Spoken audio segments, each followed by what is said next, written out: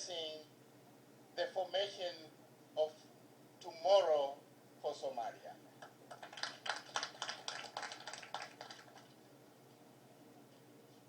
Young men and women,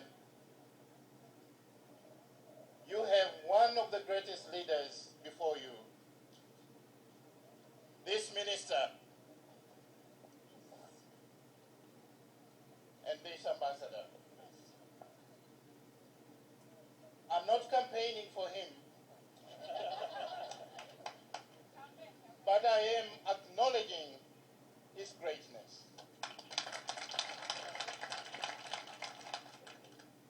His greatness in ideas and commitment.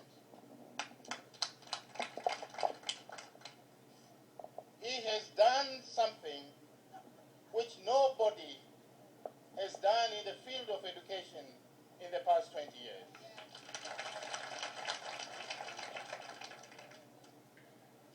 There have been scholarships, there have been students, there have been ministers, but he is the first one to extend scholarship in a fair, transparent, and equal manner.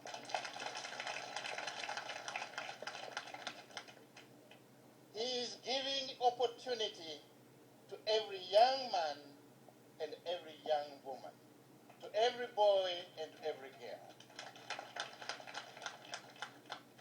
irrespective of region or clan or family connections.